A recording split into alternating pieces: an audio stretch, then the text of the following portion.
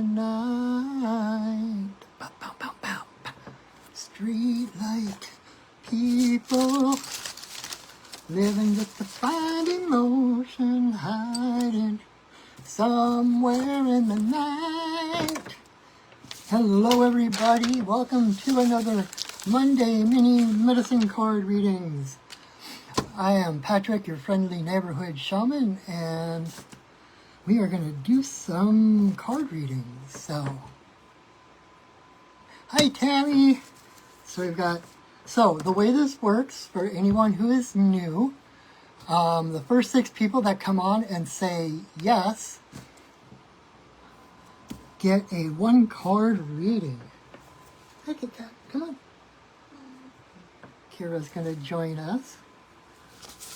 So, let's see, I've got, oh wow, we got lots of people tonight. All right, so, Devlin was the first one, and Tammy.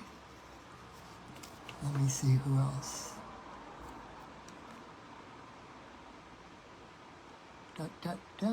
Roulette and Joe.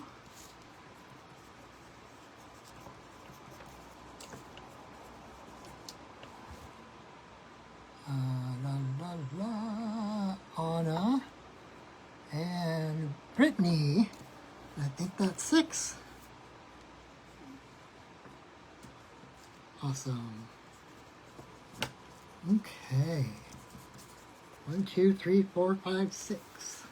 That is it. Yay! Thank you everyone for joining. Say hi, Kira. All right, so, and if you are joining us late or you were watching this on repeat and you weren't able to say yes in the comments, no worries. Then all you need to do to still participate is choose a number between 1 and 6 and watch and listen to that particular card. And Spirit just, we have such limited ways, limited perspectives, limited thoughts. I was like, well, that's for somebody else. How could it possibly be for me too? Oh, awesome. I'm glad you're here, Sage. Yeah, and so Spirit has this miraculous way of interweaving synergetically, if that's still a word, everything that whoever is watching needs. So, oh, thank you. Thanks, Brunette. Yeah, things have been, it's so funny. I was just talking to a friend. I'm going through quite a bit right now. And it's kind of like one of those things, well, I don't want to drag other people into my drama, but at the same time, being someone who is seen by the community, seen on videos, etc., it's almost, especially talking about spiritual things and shamanic things, it's like it's kind of a responsibility to be transparent and to let people know when I'm having a rough time, and in order to not to, oh, woe is me, poor me, have pity for me, but because whatever is happening, I know I will come through it. I know that, I try to take to heart the things that I tell others in their readings and stuff. And so I know that everything is happening, like things are just kind of falling apart for me right now. In different areas, and I just appreciate your thinking of me and sending me love and prayers as well. And I haven't figured out when yet, this week sometime though, I'm probably going to do another shamanathon. So, where I'm going to do, it's kind of an open donation where you can donate anything you want from $1 to $1 million to whatever. Oh, hi Carly, you just missed it. You're number 7 and we only do 6. But we haven't quite started yet either, so if you want to choose a number, 1 through 6, and listen to that card, I promise you that it will have the guidance that you need, okay? So anyway, so I will probably tomorrow, we'll figure it out tonight. Tomorrow I'll make an announcement for another shamanathon, where I do a open donation where you can, anyone that donates anything will get either a 3-card reading, a 5-minute healing, or a teaching. Because it's like I've got those three areas: readings and healings and teachings. Oh my! And so, or teaching is if you have a burning question about shamanism, about spirituality that you would really like to ask someone, then I will do that instead. So you've got three choices for anything you decide to donate. And I will watch my Facebook page. I will be posting that probably tomorrow. So thank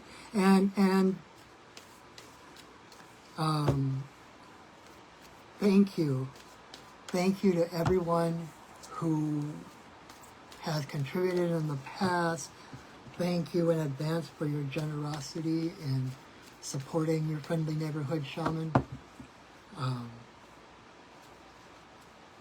I can't tell you how much that means to me, so it is very much appreciated.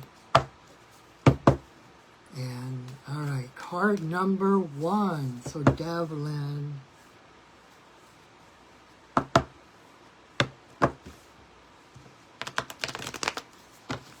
see.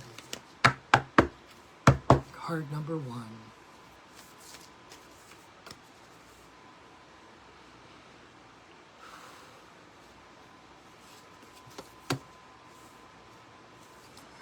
All right, Devlin.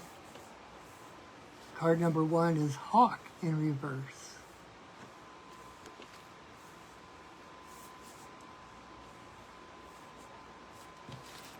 So, Hawk is the messenger of the gods, right? Hawk is like Hermes, or like Mercury, the Roman version of Hermes. You know, and Hermes was the only god who had access to Tartarus, the underworld, and to Olympus, the home of the gods, where he didn't have to pay the ferryman. He didn't have to have coins to take the boat across the river Styx to get to the underworld, to the land of the dead. And he had just as easy access to Olympus, where the gods live. And so,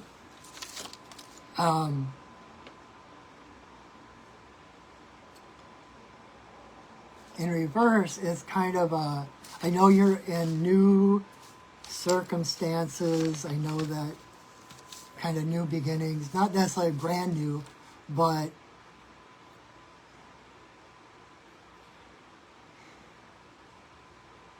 you didn't get where you are by accident, okay?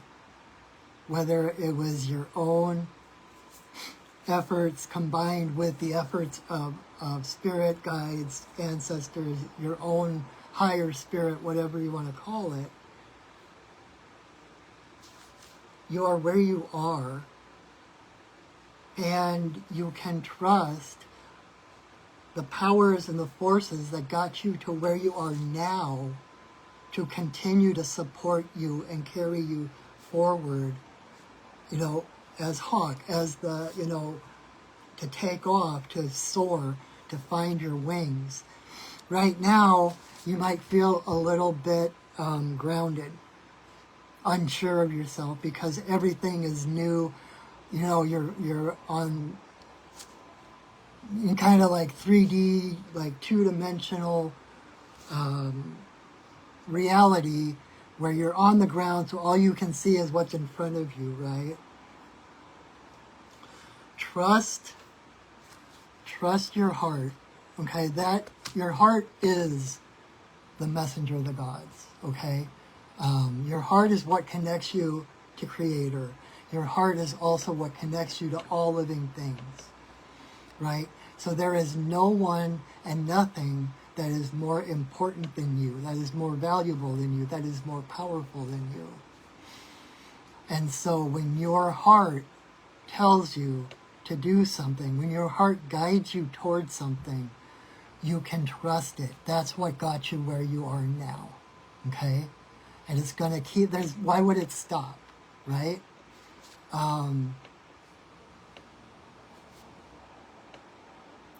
Because, you know, we are spirit and we are human, right? We're spirits having a human experience, but we're still human, right? And so we still have physical, chemical brains that we still contend with, right?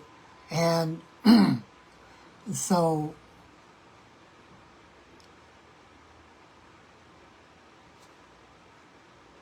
you can trust your heart. What am I trying to say here? Give me one moment.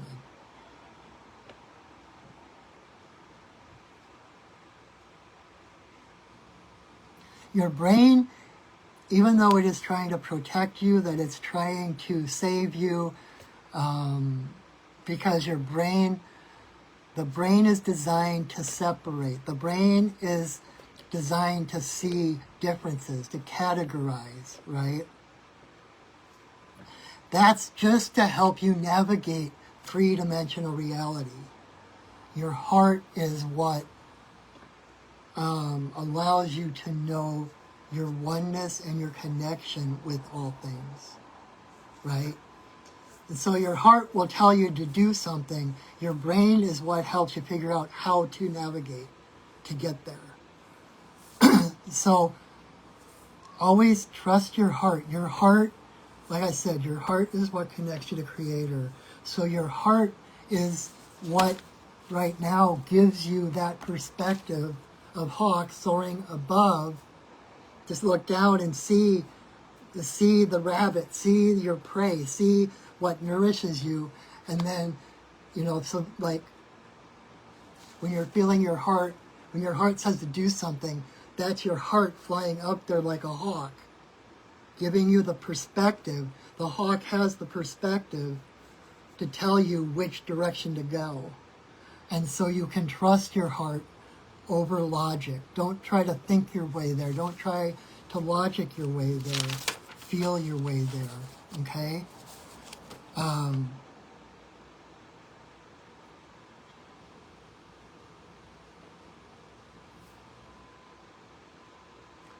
And it's like being aware of the rhythms, right?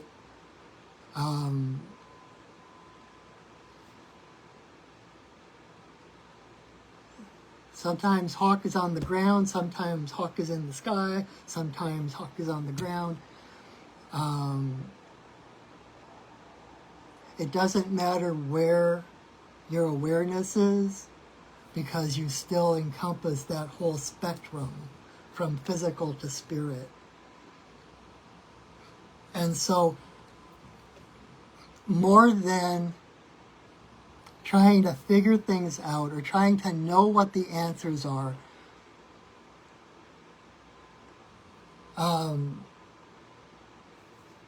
it's not so much reaching for those things as it is surrendering. It's by surrendering, opening up your crown chakra to allow that light, that information in, so then you can listen, and your heart is going to be like, let's go this way. And it might not make any sense. Your heart may not make sense to your mind, but your mind is not meant to question your heart. It's meant to serve your heart, okay? And so it's about honoring where you are on that spectrum. And even if you can't feel it, even if you have a hard time believing your own vastness, to at least be willing to believe it is all that's required. I have found through my experience that willingness is more important than this, clinging on and barreling forward no matter what. It's the willingness to be open to new directions, right?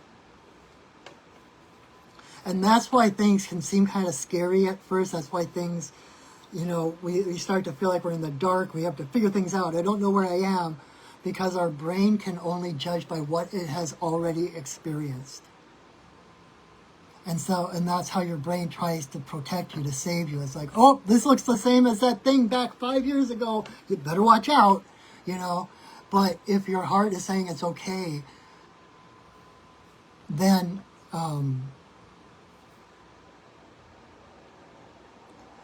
your heart needs to override the brain and to face those fears, to face those new experiences, even if you are freaking out, shaking in your boots.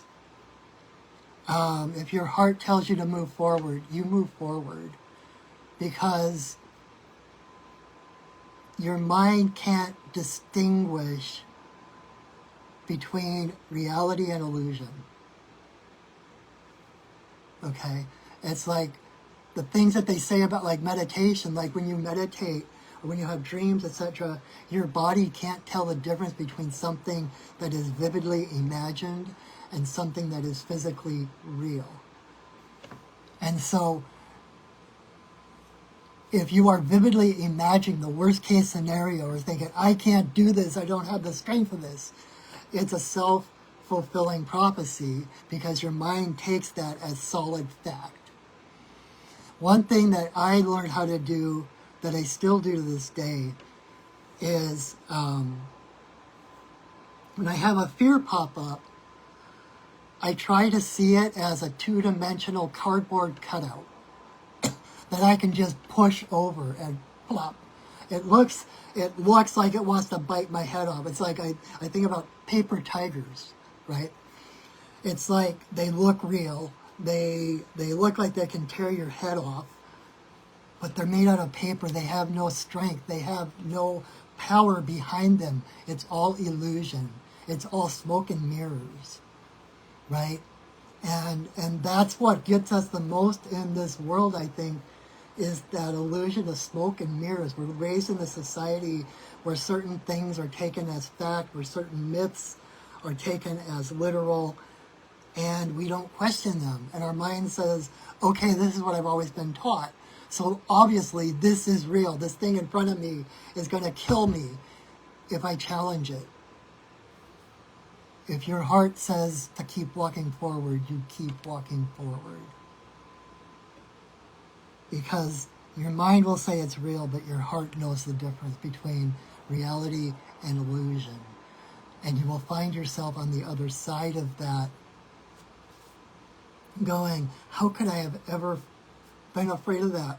Oh my God, look at how much, after passing through that little portal, that little gate, that little bit of fear, look at how far my world has opened.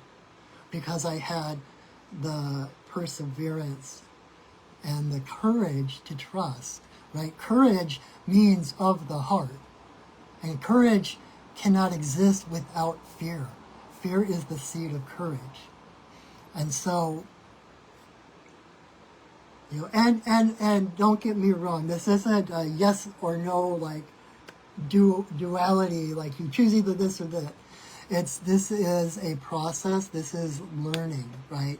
And as you learn, as you grow, as you expand, and you go from feeling grounded to finding your wings, without even trying, people are going to look up to you. Like, holy crap, how did she get up there? Right? What does she know that I don't know? And by just following your own path, following your own heart, you will inspire and you will open the hearts of many, many, many people. You are meant to be seen. And so, like I was saying earlier about, being seen, being on video, having my own business, etc., part of my responsibility is to, be transparent around my mistakes or my vulnerabilities and that kind of thing, because that's what gives people, so the difference between hawk and eagle, right? Hawk soars like eagle and then is down on the ground to get a rabbit. Up, again, down. That's why he's the messenger of the gods between heaven and earth. Eagle just soars. He doesn't care. He soars higher than most birds. He doesn't care really what's going on down there. And so he's kind of like this untouchable, unreachable, but you are of the people, right? You're meant to be human. You're meant to be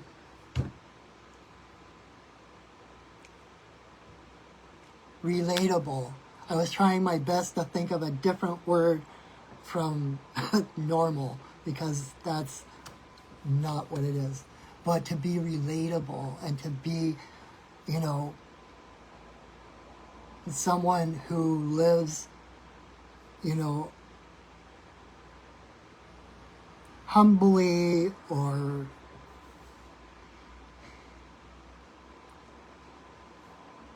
I'm trying to think of a different way to say among the people. It's kind of biblical. It's kind of like that's what like they say about Jesus. He came to be among the people, right? Right, that's another thing. Eagles don't soar. I mean, hawks when they're up there, they don't flap much either, but they do more than eagles do. Eagle just like spreads his wings and the wind carries him. So you're not meant to be unreachable. You're not meant to be untouchable. You're meant to be, oh crap, what's the word I'm looking for? Ground, like feet on the ground. Feet on the ground, head in the air. Okay? So believe in yourself. Believe in the forces that got you to where you are now, and trust that the wind is not gonna let you drop now. The wind will carry you. It will continue to carry you. Okay? I hope that is helpful.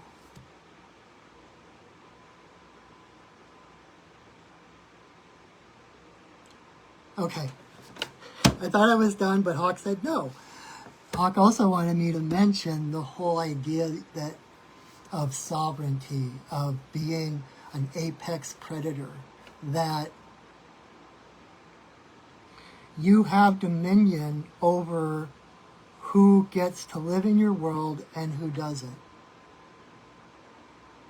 You don't have to just go along to make people happy. You don't have to just please people. You have every right to decide who does and doesn't live in your world. That's what a predator does, right? And it's interesting because just a couple of weeks ago, I was doing a cord cutting down at the river. And normally I call in Mike, my dragon guide, and he does like a flame bath. He just showers me with flames, and it burns off any energies or any cords that are toxic, that aren't healthy for me. But instead, Osprey showed up, the sea hawk, right? The fish eagle, the sea hawk, Osprey, and started pulling cords out as if they were snakes.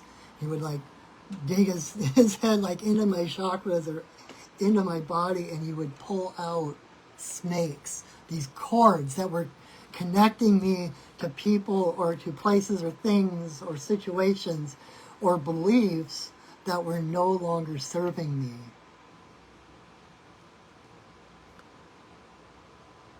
And you have that sovereign right in your life to decide who is friend and who isn't, what energies you're going to entertain in your world, what situations, all of that. Prometheus, yeah, Prometheus, who was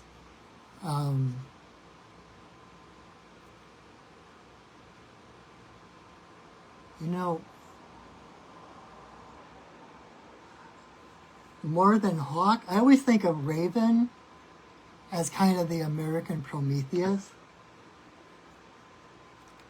because Raven went to the sun and stole fire from the sun and came back, and before that he had a beautiful singing voice, but the coal dust blowing back into his throat made him not able to do anything but croak.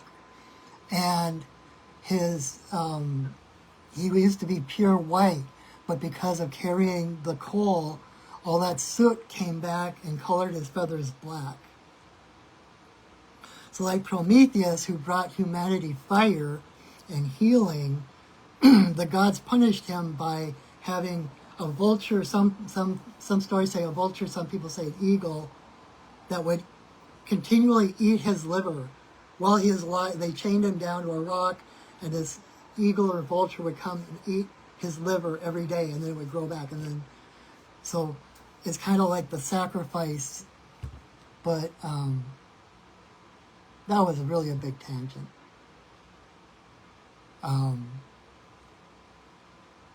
But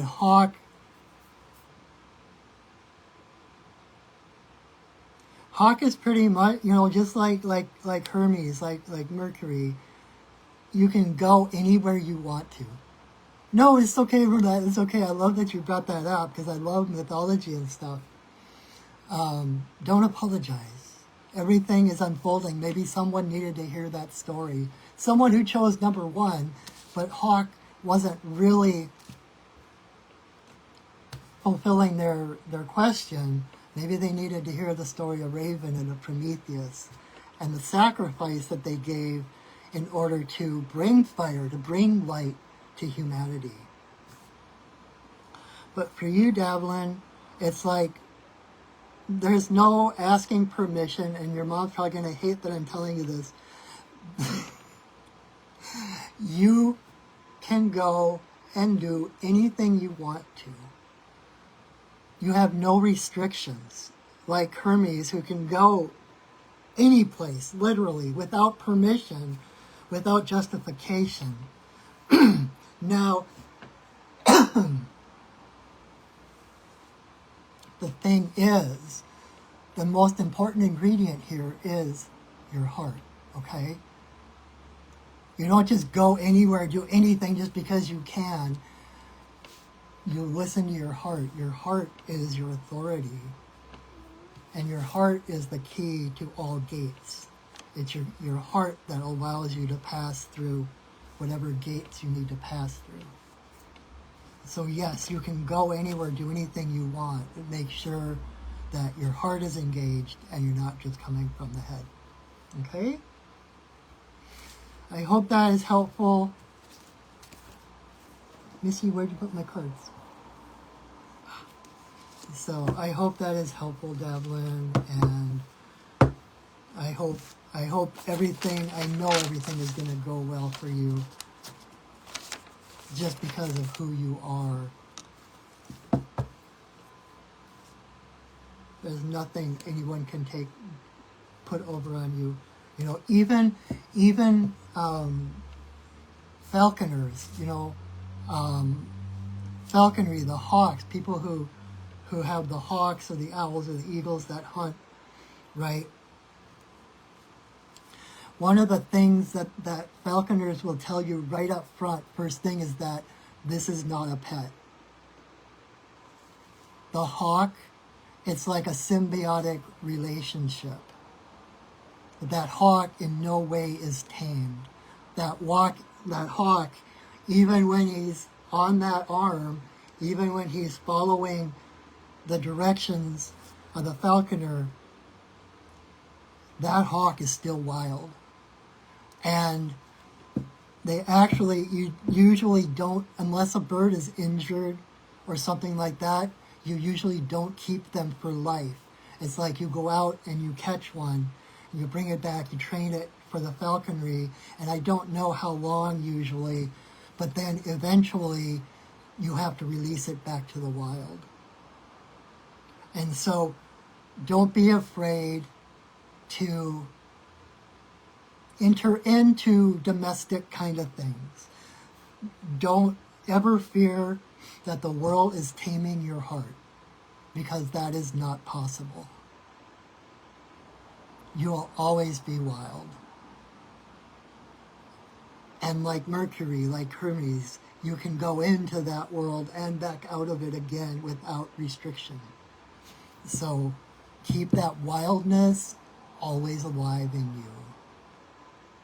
Know that that is one of your greatest strengths. That is the part of you that will refuse to be tamed, refuse to be domesticated. You might help someone out sometime if your agendas align, but you are nobody's pet and you are nobody's property. So there. All right. That was a little long-winded. Thank you, people, for your patience and understanding. But Davelin is kind of my spirit daughter, my spiritual daughter. I kind of adopted her, so I can't help it if she gets a little bit more attention. All right, so Tammy, card number 2.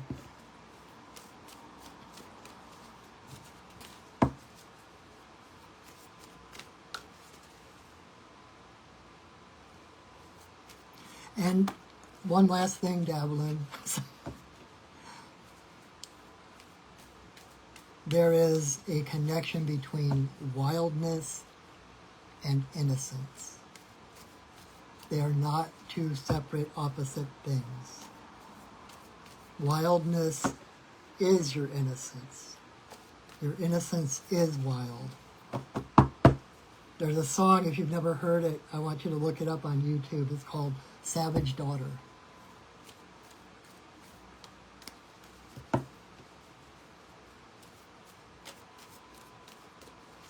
I might sing it if I've got a little time at the end, but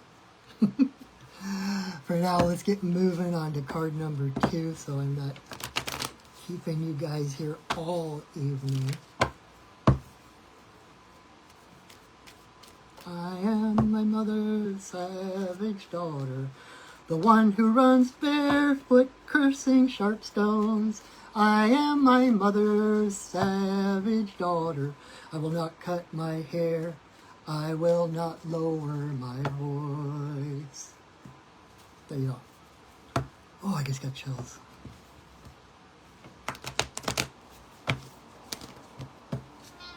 Meow. All right, card number 2. For Tammy. All right. Tammy, you got Otter in reverse. And so Otter is really the presence of the divine feminine. And she embodies the whole spectrum of divine feminine, right? It's like mostly she's soft and cuddly, inclusive, but if you threaten her, yeah, you better watch out, right? And because not only because she is so about inclusion and community, that if you challenge, let me open my window a little bit, I'm getting a little hot. If you challenge one otter, you challenge the entire family, right? So in reverse,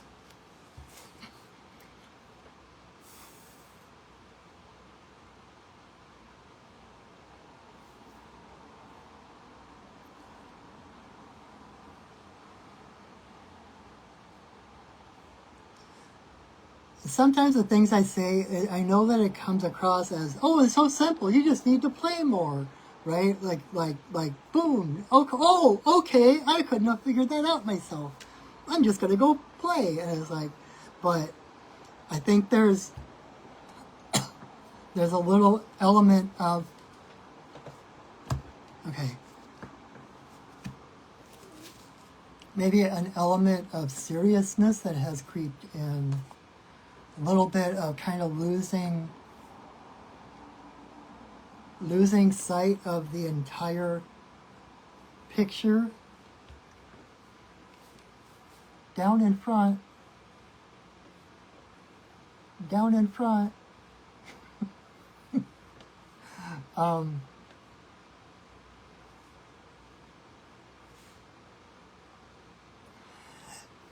thing that keeps coming to me is like almost a tunnel vision, right? She is cute, isn't she? She looks kind of mean. She's got her kind of resting bitch face on right now, but she's adorable. I love her.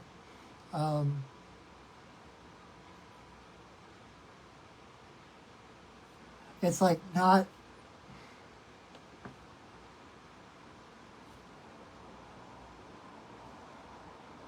Things may not be flowing as well as they could, right? With Otter, sorry.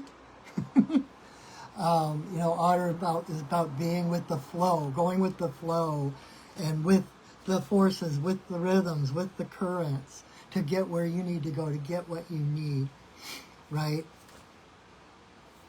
And like I said, like even challenges, even hard stuff, Otter looks at it as a puzzle rather than as this insurmountable obstacle, right?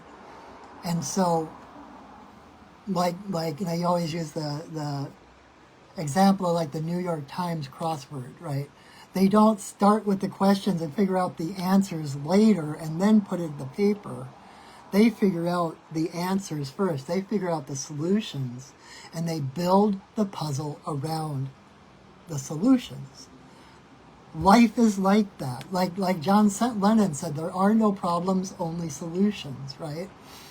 And so if there is a challenge, if there is a problem, if there is a puzzle, there is automatically a solution. And I think sometimes, with Otter in reverse, it could be kind of this, instead of being with the flow, it's like, bam, into a rock, bam, into another rock, oh crap, I missed my turn. It's like nothing is syncing up. Nothing is flowing in the way that you're used to, in the way that it naturally would. And so it's a question of like maybe expanding that view, kind of like what I was saying with Devlin, right? Open your crown. Stop trying to fit the square peg into the round hole, and just let go, right? I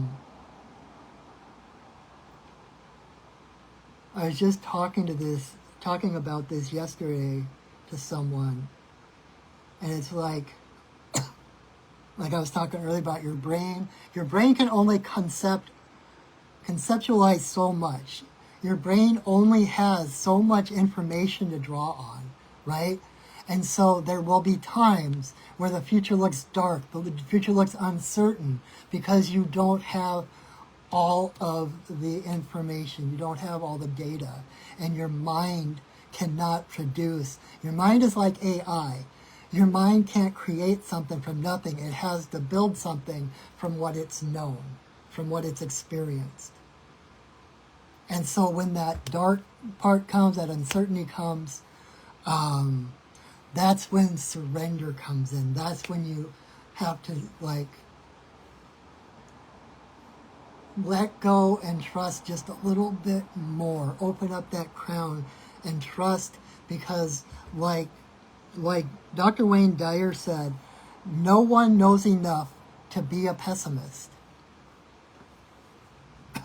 We don't have enough information to answer all the questions. And the universe is so vast that it's like what's to us like this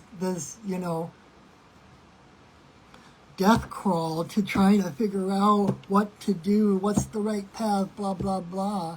The universe is like, oh yeah, boom, there you go, there's your miracle.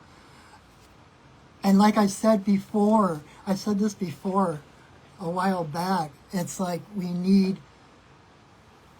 not in charge of connecting all the dots, that we're not in charge of figuring things out.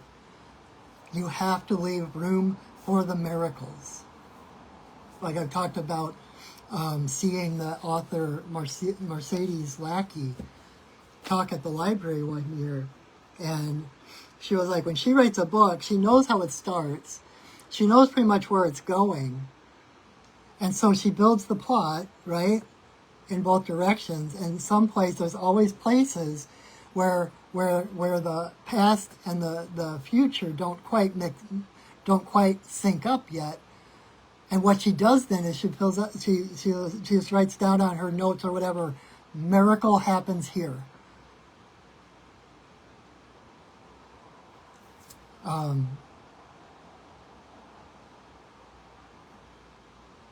To think that we have all the information and all the data and all the skills that we need to make things work out perfectly is, it's just, it doesn't exist, you know?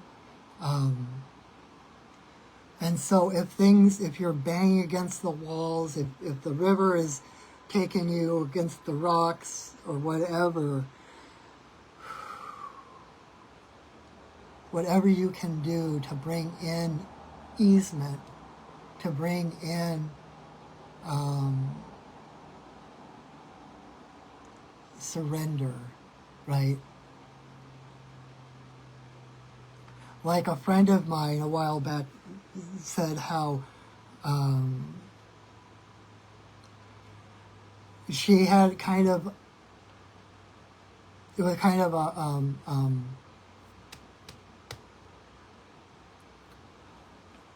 not toxic, but maybe like her relationship with her daughter. She was trying to take care of her and, you know, be the one who figures out all the stuff and all of, you know. And she said at one point she realized she needed to delegate.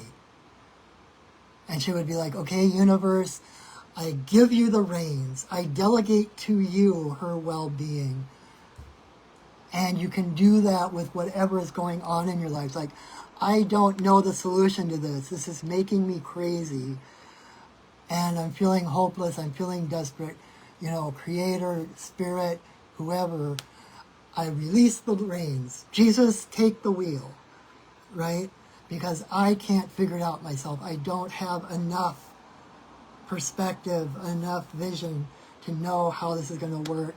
So I need to let go and know that, you know, in that surrendering, you're creating the space for the miracle to come in. If you're like, you know, nose to the grindstone, you know, white knuckling it the whole way, tight and protected, and there's no place for anything else, right? So you have to let go and make that space, because otherwise there's no space for anything outside of yourself to come in, right? And so it's like you have to let go. It's like, I don't know. And it's amazing how many times, I've had to get pushed to that edge before I've surrendered, right? I mean, I still do that. But it's amazing once you surrender that, that's when you give space for the miracles to come in, right? I know, Brittany, you kind of white knuckle it, you do yourself, don't you? But, okay, so you're all watching this video. You're asking for spiritual guidance from non-physical entities.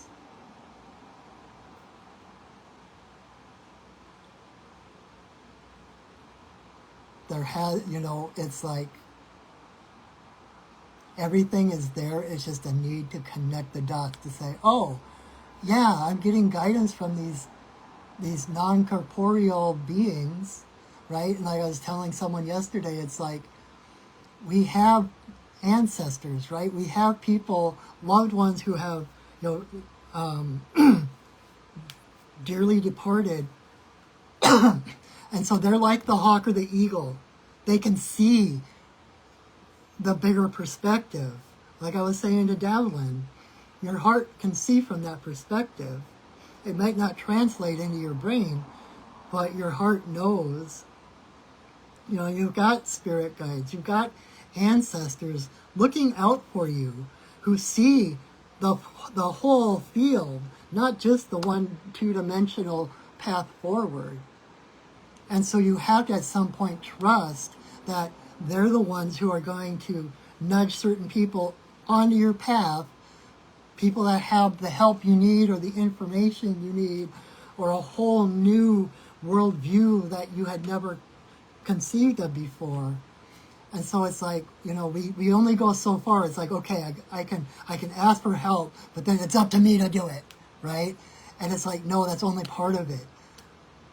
You have to be willing to trust that spirit that is guiding you, that like they will bring you the exact right experience that you need to grow to become the person who can handle whatever challenge is in front of you. There is nothing in your life that is beyond you.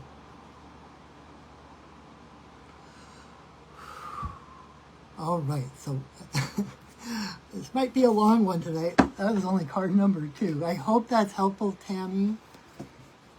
I hope that made sense. And thank you, because I needed some of that reminder as well. All right, card number 3 for roulette.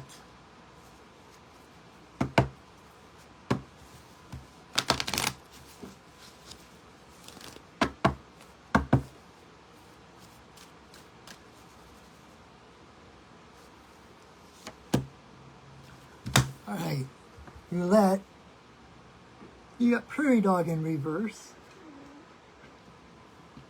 And so I'm starting to detect a theme here. Prairie dog, this is almost like a continuation of Tammy's card, because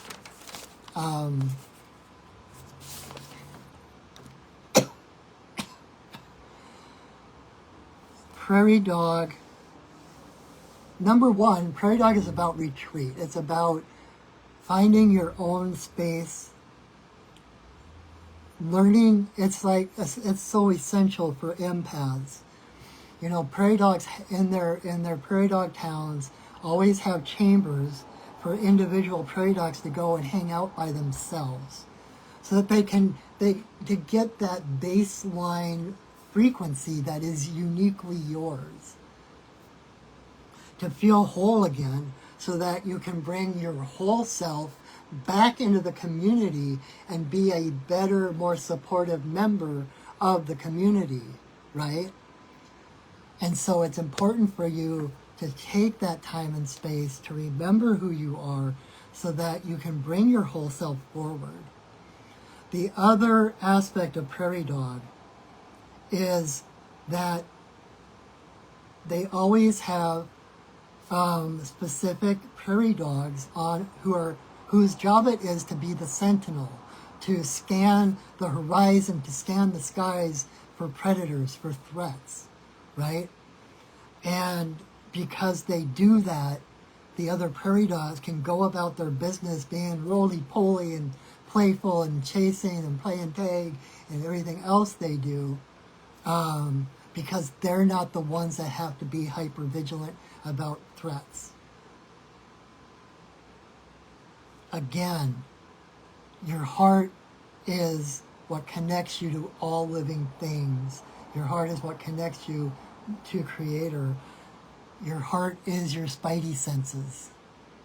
So you can let down the guard, because, like I said, it's like your heart knows you've got guides and ancestors and angels and all kinds of beings in the invisible realms who are watching out for you. You don't have to be hyper vigilant for every single detail, right? And the thing is, the importance of that is to realize that, how do I put this? Just like creating those chambers for the individuals, the universe, it is no accident that you are here right now in this world, in physical form. You came here with a job to do. You came here with a purpose, right? And that purpose is connected to spirit again, right?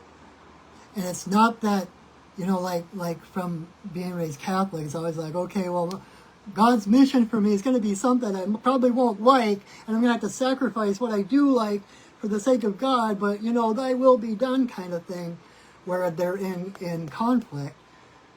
Your true purpose, the purpose that Creator wants for you, the purpose that Creator put you on this earth for, is whatever is the path of least resistance, whatever is the easiest for you, whatever comes naturally to you, whatever your talents are, whatever your strengths are, that is your path.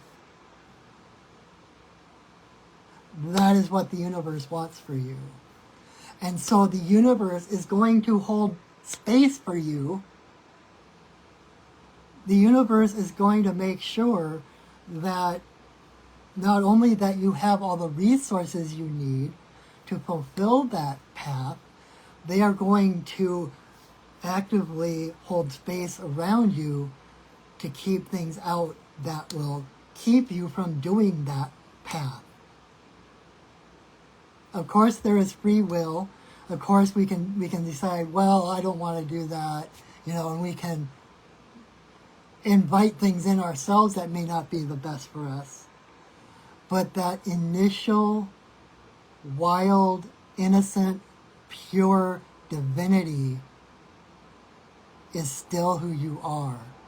And it doesn't matter what you do, that cannot be taken from you.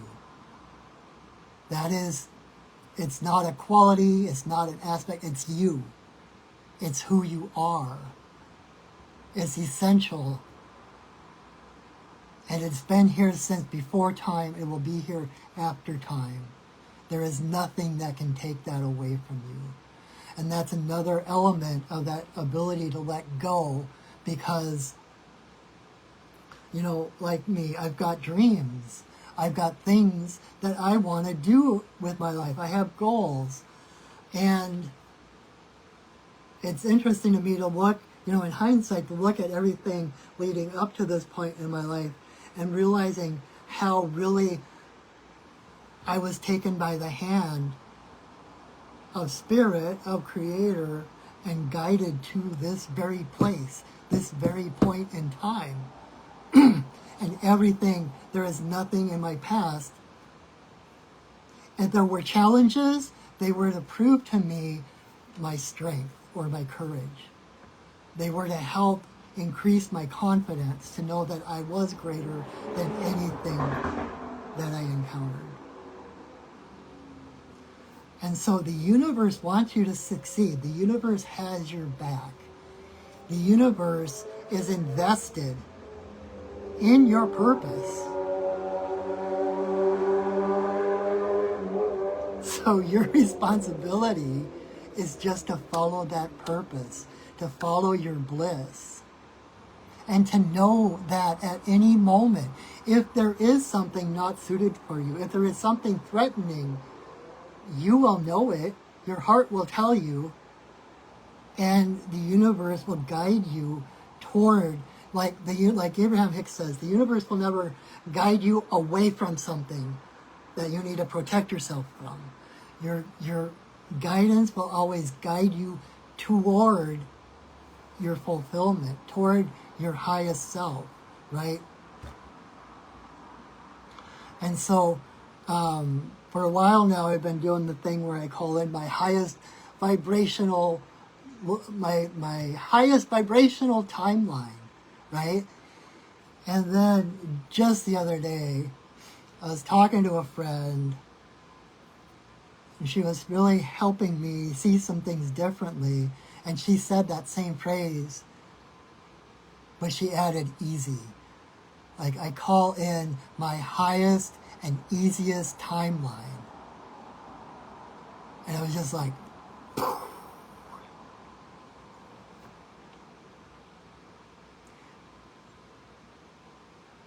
If something is easy, it doesn't mean it's the wrong way. We're so taught to ignore those things, or, well, those things are meant for hobbies.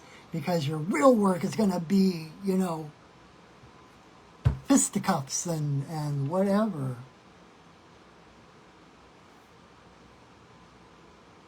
Yeah, absolutely. Let go and let God. Let it go, let it go. Da, da, da, da, da, da, da. I just saw a video on Instagram. It was like America's Got Talent, and it was this guy dressed fully as Batman, and he's got these wings, and he's floating above the stage. And in this deep operatic voice, he's singing, "Let it go, let it go." It was kind of amazing. All right. Card number 4 for Joe. Do you want to build a snowman?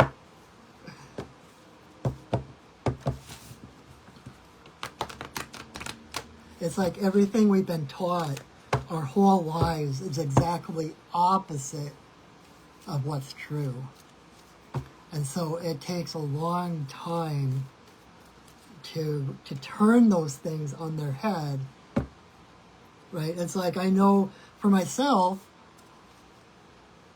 I was always being proved by, you know, family or society that I didn't know what I was talking about. My natural propensities were exactly the wrong direction, that I would naturally go this way, but that's wrong because everyone goes this way. And so I learned to almost consciously negate my own natural intuitive guidance. And I'm still not there.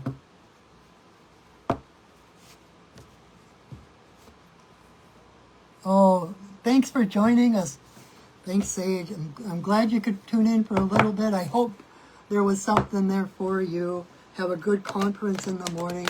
Sweet dreams. I hope everything goes well. Whoa. Ha-ha. All right, card number 4. Yes. For Joe. Jump, you saw it jump, right? You got the turkey card. The turkey is also known as the giveaway bird, sometimes even called the giveaway eagle. That's how important turkey is to Native tribes.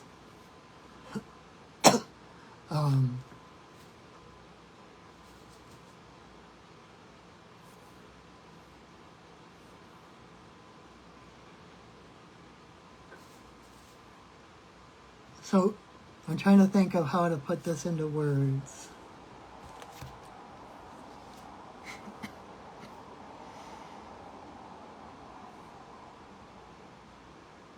Okay, and here's the thread, how it relates to everyone else. It's like, you know, turkey can feed so many people, right?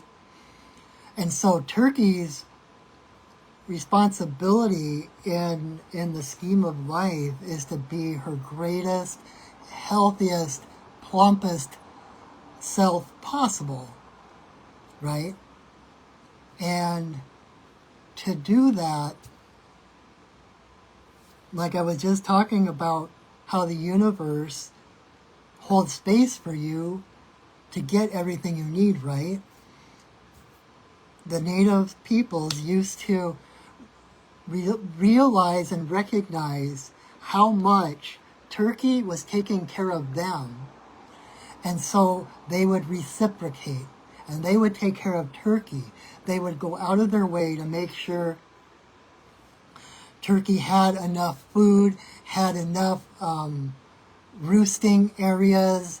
They were had enough, you know, foliage and stuff to protect them from predators, because they realized that that's what she needed to be her best self, and they needed her to be at her best self to help them become their best selves. And so it's like that infinity loop that never ends. So the native people became their best selves by looking out for turkey, protecting turkey, feeding, nurturing turkey, and turkey would turn around, become her healthiest, plumpest self, and then feed as many people as possible with just one bird, right? In other words,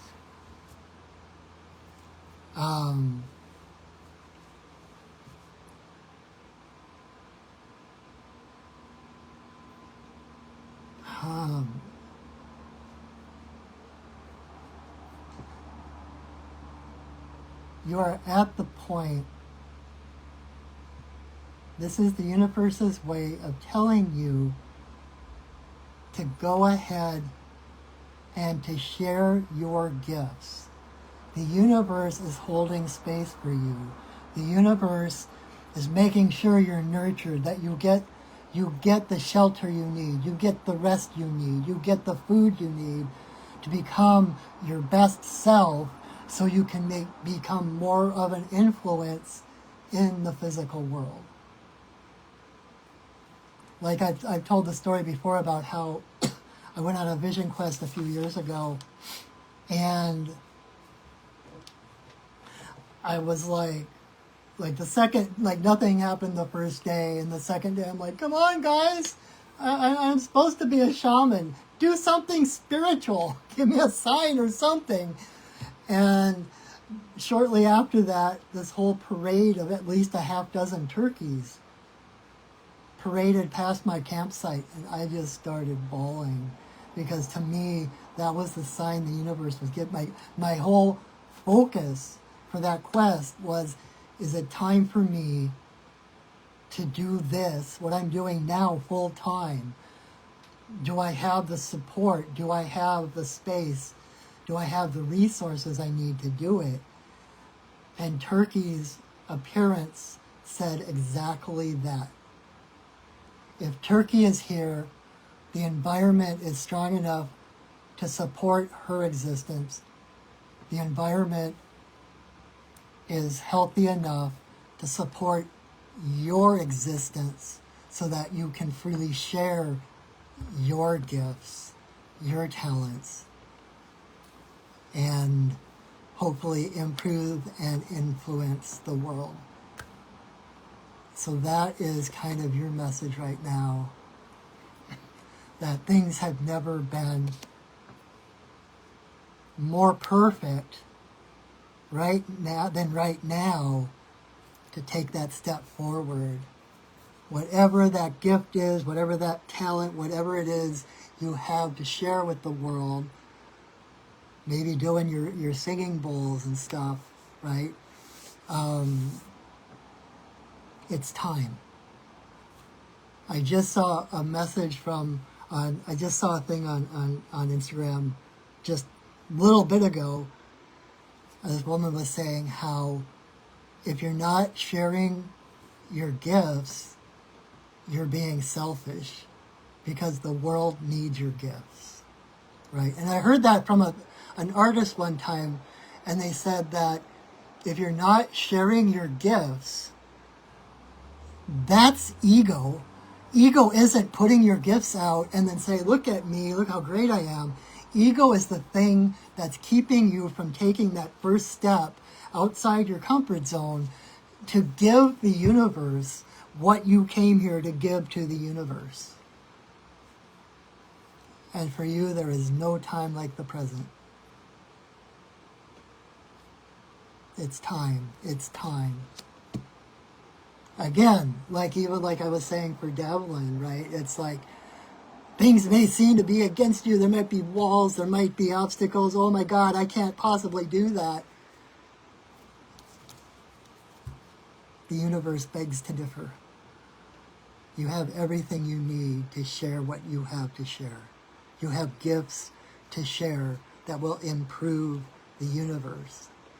And not a single one of us needs to heal the whole world, right? By taking care of following our own path, we change, or we affect the lives of our own personal bubble of reality, right? Roulette. Thanks for the Samuel L. Jackson. crap, now I forgot what I was saying.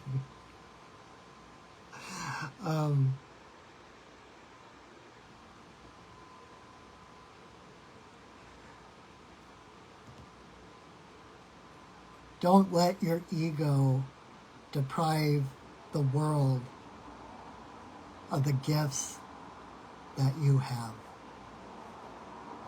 We are all, like that one quote from Marianne Williamson about how it's not our darkness that we fear, it's that we're powerful beyond measure. It's our light that we fear, and that we have our job is to be glorious, to be fabulous, because we're all children of God, right? You're not sorry, and it's okay for that. I needed to laugh. And it's by following our own path, taking the risks to overcome that egoic trap, that we give other people permission to be their own glorious divine selves. All right? So don't bogart the gifts, dude. All right, card number 5 for Anna. You know you got a full dish of food over there because I just fed you.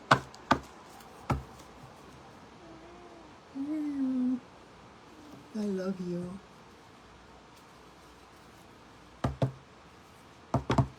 Thank you for enhancing my experience of this video and the experience of the people watching.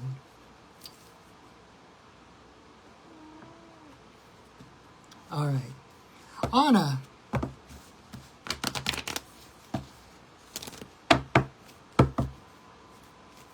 I am my mother's savage daughter, the one who runs barefoot cursing sharp stones. I am my mother's savage daughter.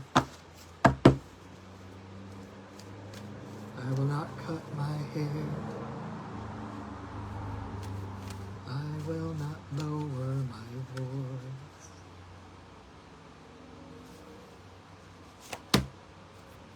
Alrighty, Anna, card number 5 is Rabbit in Reverse.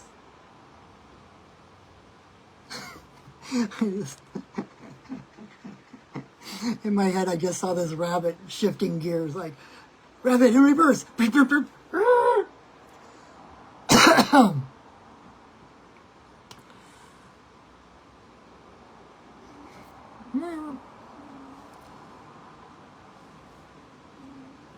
Rabbit in Reverse can be kind of like the deer in the headlights. It's like, I remember, this is a terrible story, but this was back in the day. I remember my great aunt telling us stories. They lived on a farm out in the country, and they would go into town. They'd come home after dark, and they would pull into the driveway, and there'd be all these rabbits, and they would be like, whoop, and they would be, staring into the light. They would freeze. And my great uncle, apparently, because this was part of their food and everything like that, he'd go get his gun and he would take a bunch of them while they were standing there, which is terrible. It's terrible. And I'm sorry to tell kind of a native, but that's part of the point, is that if rabbit stops moving, rabbit is food. Rabbit needs to keep moving. So it usually for us, it's that getting caught in that duality of right or wrong action. What's the right way? As if there's only one path, right? But Rabbit's message is to just keep moving. That You know, like I said, it's like the universe is like a giant GPS system. Your intuition is, you know, you set that intention of who you want to be, where you want to go, what you want to do, whatever. Even if it's just to live a good, healthy life, to become the best that you possibly can. And then you keep moving, because it's easier to steer a car that's in motion than one that is sitting still. Have you ever sat in place and tried to crank the wheel to get the wheels to turn? It's easier to steer a car when it's in motion. And that GPS system, even if you're heading in the quote-unquote wrong direction, either one or two of two things, or maybe both of them in a quantum way, if that were the wrong direction, the universe will revolve around you to make sure that whatever you need is on that path. The universe will conspire on your behalf to make sure that the experiences and the people and the situations you need to continue towards your highest and bestest self are on that path that you're on. Or the universe, through your heart, through your intuition, will say rerouting, and it will nudge you in different directions so you can course correct and head toward whatever is for your highest good. Down in front.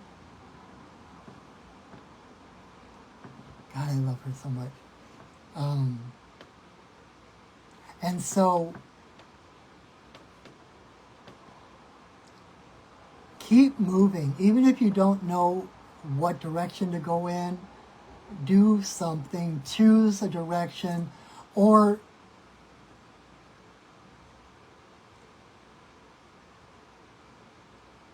like if I'm overwhelmed, sometimes I get overwhelmed, and I'm not sure what is the highest and greatest thing for me to do right now.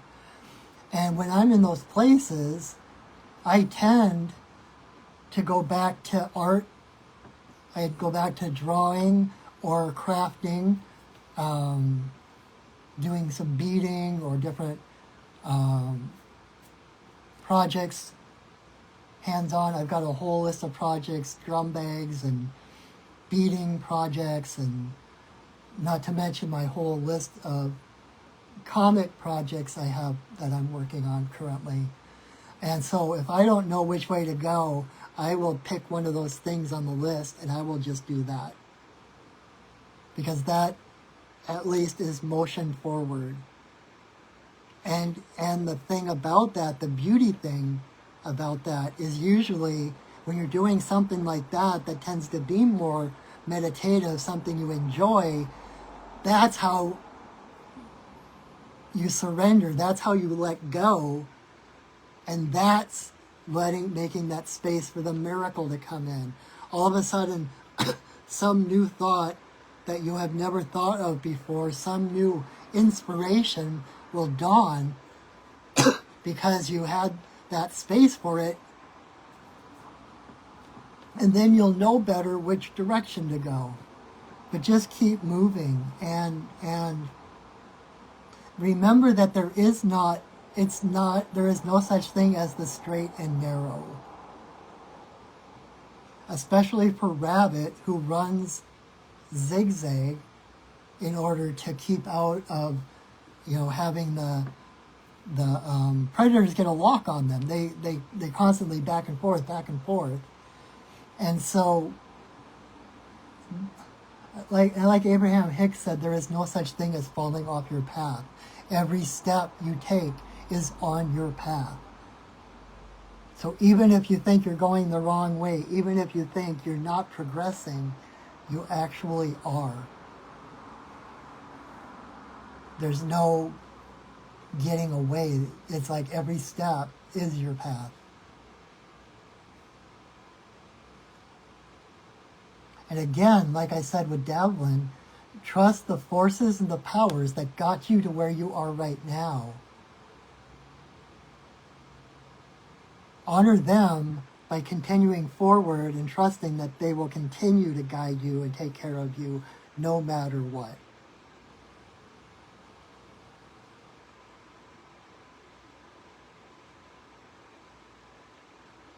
And in that zigzag, right, instead of just this, blinders on, straight full blast ahead, you're zigzagging. You're getting a wider perspective of what's around you. You're being exposed to different experiences, different perspectives, different possibilities on the outskirts of what your experience is. And like I've said before, I was doing a reading for someone one time and Rabbit came up and I started doing this, talking about the zigzag. And all of a sudden in my head, the rabbit turned into a needle and thread. And that zigzag was this needle and thread sewing things together that normally people wouldn't associate with each other. That is your unique path, is bringing things together in a new way that no one else ever has, right? Especially because, Rabbit is about everything spring, everything creative, the fecundity of the world, the greenery, the new life, the quickening. And so it's about seeing things creatively, seeing opportunities. Someone with blinders on is going to be focused on the problem, so they're not going to see the solutions that are running parallel with them. This is about taking those blinders off and zigzagging and opening yourself up to creative solutions that no one else has possibly seen before. Okay? So just keep going. Keep moving. Like my guide Fred, Mr. Rogers, told me a long time ago, your spiritual pedometer does not have a reverse. Every step is a step forward. So thank you, Fred. So I hope that helps Anna. I hope that helps anyone else who chose that card. And now we come to card number 6 for Brittany.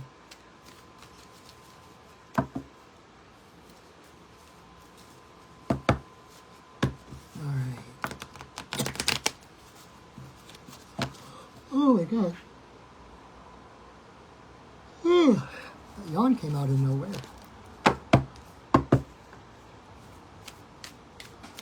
Alright. And then when we're done with the card number 6, I will pull a whole nother card for everybody. Everybody wins.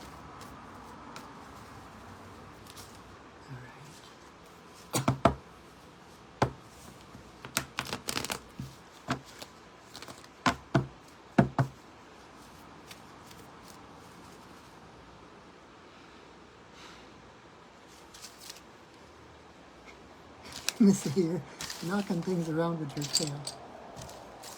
There you go. All right, Brittany, card number 6 is Crow.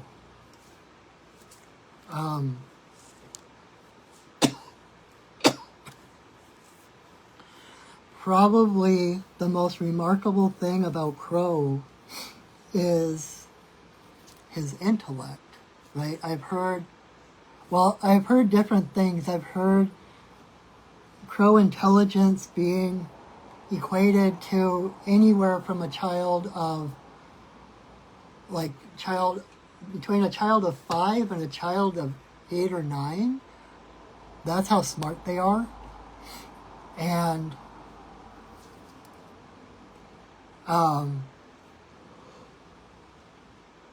it's this intelligence, that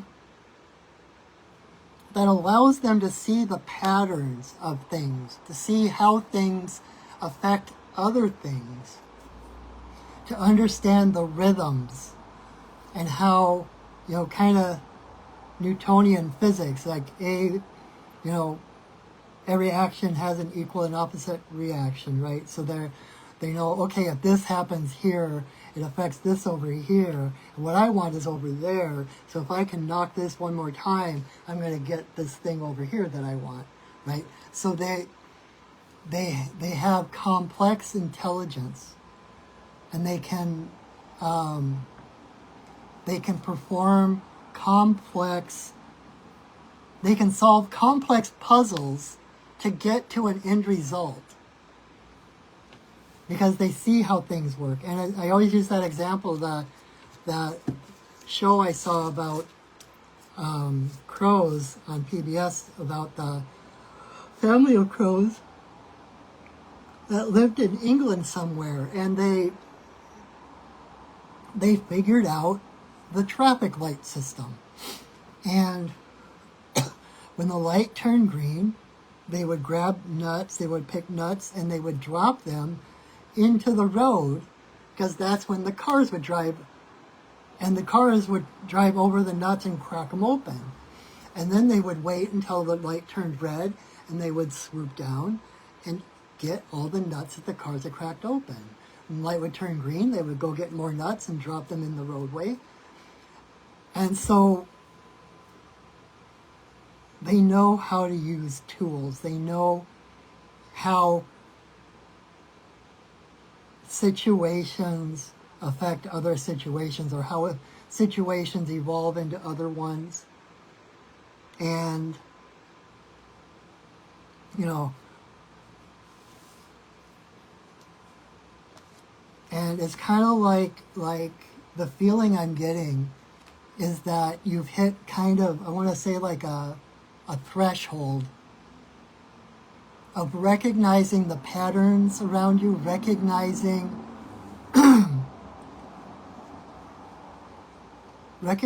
how things feel, the triggers and the different things like that. And you're finally at a point now to be able to use those to your advantage. You know, kind of like Tai Chi. That's something I used to do Tai Chi, and it's something I'm going to be picking up again real soon.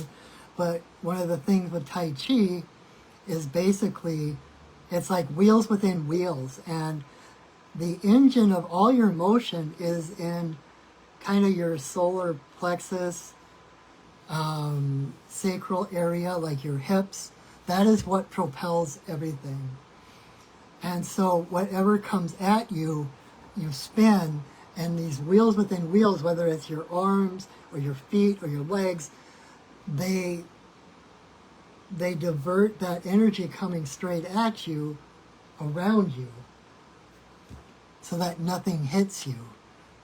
And it's using the momentum and the energy of whatever that attack is, or whatever that thing is coming at you, using its own power.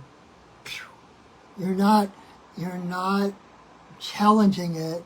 You're not, mano a mano. You see it coming, and by yielding, and it's like yielding in the right spot, yin and yang energy, right?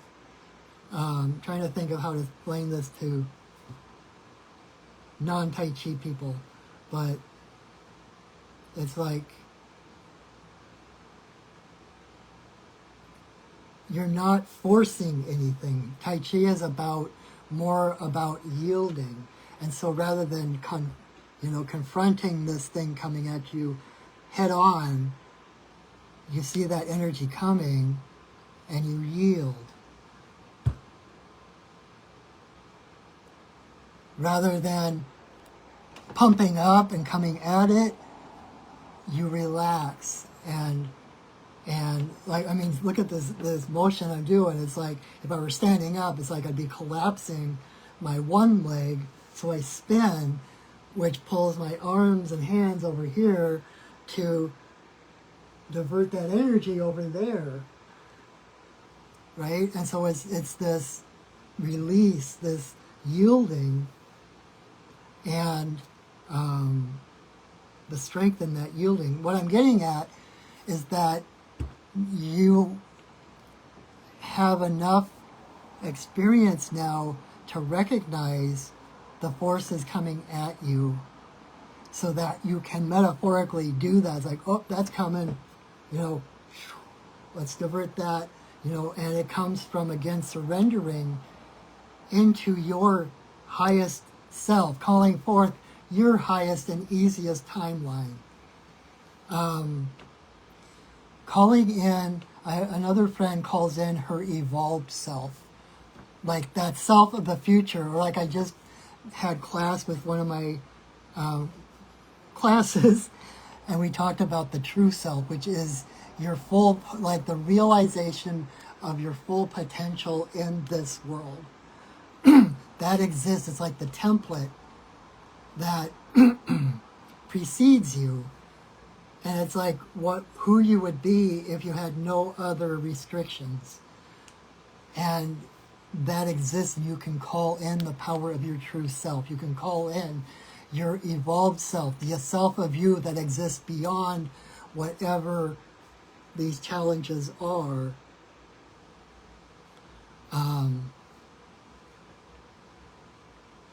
Because that perfect self does exist.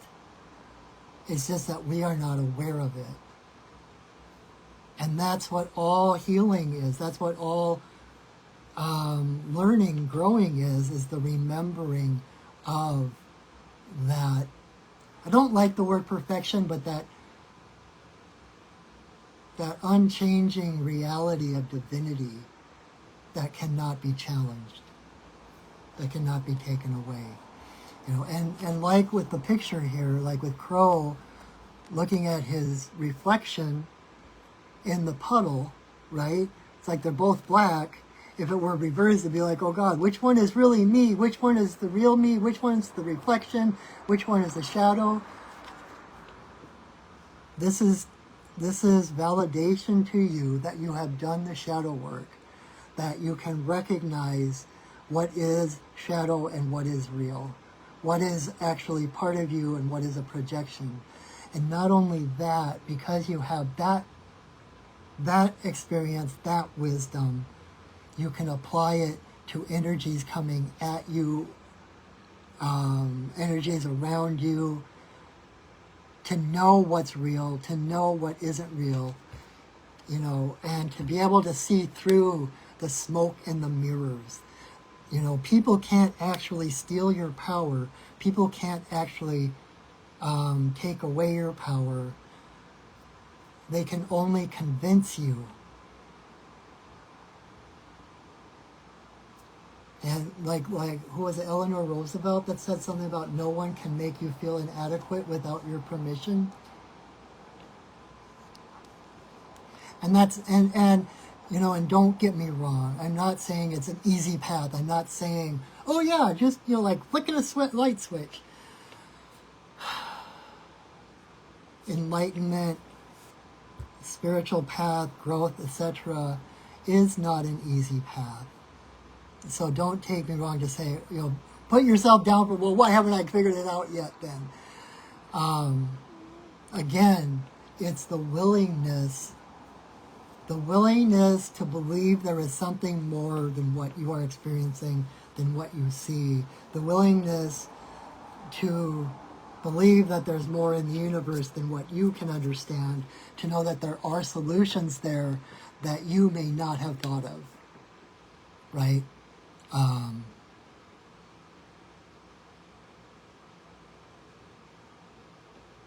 And like I just posted a meme the other day that was in my memories from way back when, but I had other teachers tell me this, that when you're feeling other people's energy, it's not really that their energy is penetrating your energy.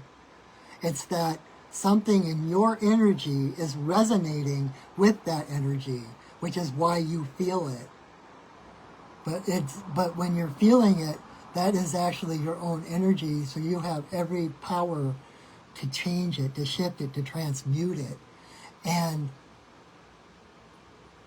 And that is how empaths heal the world, because by healing yourself, again, like you felt that resonance coming this way, you're sending that resonance outward, and most likely will heal whatever that affliction, energy, whatever disease, whatever it was that you felt coming at you, is going to go and heal whoever, wherever that originated.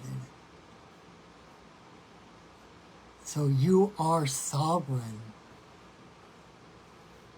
And people can only convince you, people can only intimidate you into thinking that you're powerless, into thinking that they are more powerful than you. They aren't. And sometimes it takes a while to get out from under that shadow. But everything is telling me right now that you have the wisdom and the experience to be able to do that, to call in your own power, to call in your own divine presence, to outshine, to bring light to the darkness. That's the only way to dispel darkness, is with light. And to allow that light within you, and that way to know that this is actually your power and not the intercession of someone else, some other guides or others doing this work, that it is originating with you and is radiating outward in an ever-growing ripple of light.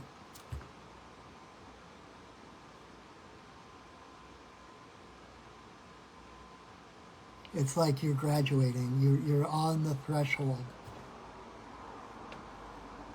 Like a friend just told me the other day, it's like the door is right there. Just go through it. So I hope that is helpful, Brittany. I told you it was going to be a long one because I just couldn't keep my mouth quiet. I have to keep talking in tangents, but I'm going to pull one more card. You're welcome, Brittany. I really, truly hope that helps. I'm going to pull one more card. It's kind of the community card, the kind of our community totem for the week that will, go with us this week as a group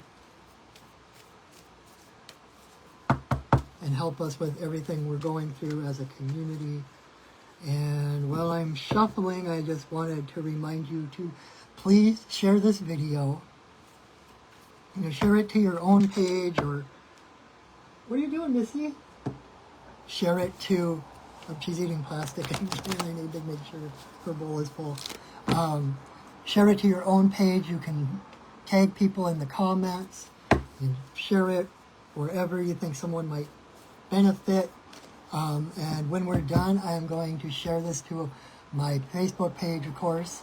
I'm also going to upload it to my Perching Wolf Studios YouTube channel.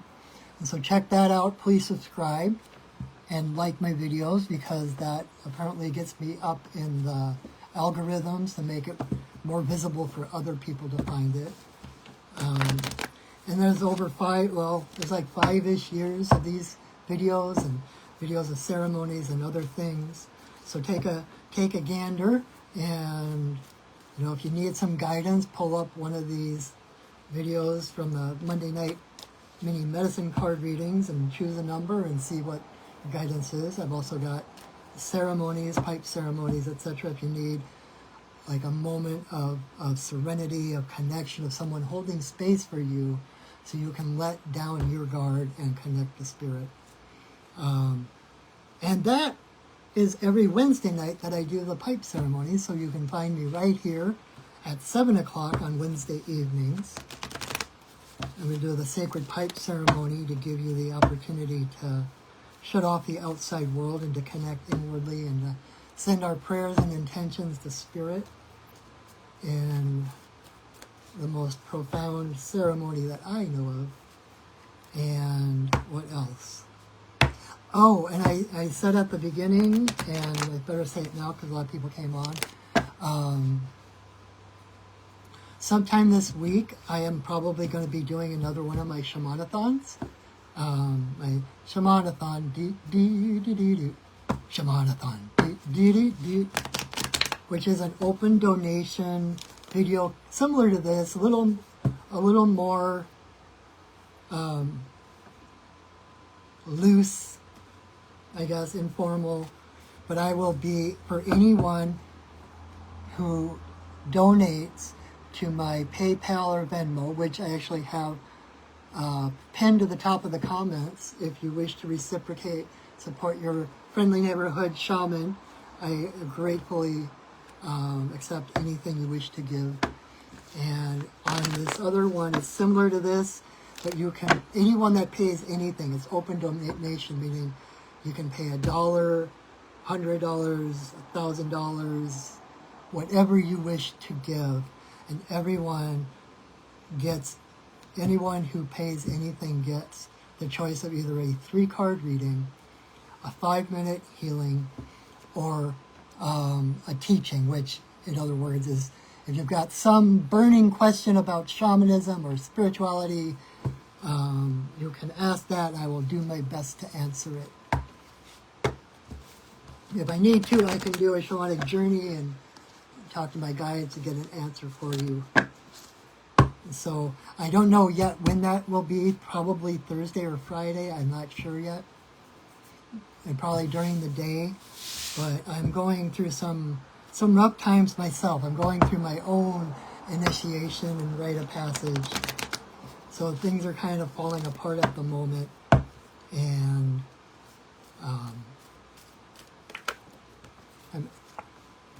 for anyone who would like to help support your friendly neighborhood shaman, get through these times so that I can support you, like the turkey card, right? The supporting me so I can support you, so I can focus on my work to help as many people as I possibly can. I am just beyond grateful for that.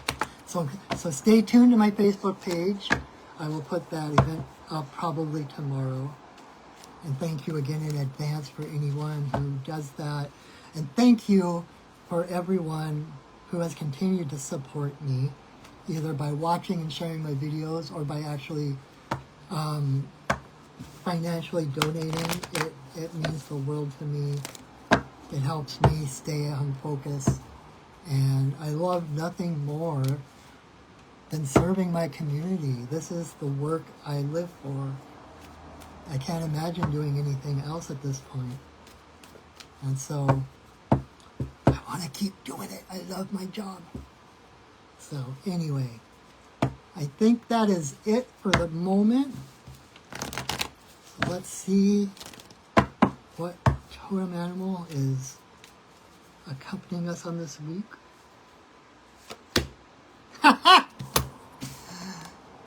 And we got skunked. We got skunk in reverse. In a way, skunk is kind of tying up in a nice little bow everything I said tonight. In that you are powerful beyond measure. You have everything you need within you. It's time to claim it. In reverse, skunk is looking outside of himself for the sources of his problems. He's blaming everyone. He's spraying indiscriminately. And thus, he's disempowering himself, not leaving himself the power or energy he needs to take care of himself. And so it's about owning your experience, owning your space, knowing that you are here right now in this space, in this time, for a reason. It is not accidental. And that if you are here, you have a purpose, a divine purpose. And Creator, the universe, is going to support you every step of the way to fulfill that purpose. And so instead of looking outwardly, laterally, for solutions to the problems, it's time to connect and to claim that divinity within you, which then gives you the tools and the abilities to defend yourself. And the beautiful thing is, most of the time you don't have to, because skunk is about reputation. And when you own your energy, when you own your place in creation, you begin to radiate light like a star, right? And that light precedes you. And if you, instead of the scent of skunk, if you think of it as light, as energy, that reputation precedes you, right? So when skunk is coming down the path, everybody knows who's coming down the path, and they know exactly how to treat him, right? And those who don't resonate with him, who will find conflict with him, that don't want to challenge him because they don't want to get that face full of, awful scent, are going to go the other way. So by being in your strength, by taking care of yourself, you usually don't have to be challenged by things outside of you, because those things that aren't meant for you will be cleared from your path by that energy that you are emitting, right? And those who resonate with you, those who love you, who will love your energy, are drawn to you to further support you on your path. So own your energy, own your place in the world, own your divinity. You are not a mistake. You are not here by accident. There is purpose to your existence. And it's in surrendering to that purpose that we find our strength and we find our path being cleared before us. Okay? So that is the final card. That is, we have gone way over the time allotted. So I thank you for those that are still here, persistent and patient to hear me out all the way. So thank you so much. I hope to see you Wednesday night for my Sacred Pipe ceremony. If not, I hope to see you again next Monday night. And until then, I hope you, blah, blah, blah. I hope you know that I love you, that I see you, and that I honor you. Have a wonderful week, and go shining. All right, bye. Say bye, Kit Kat. Oh, no, okay. Bye.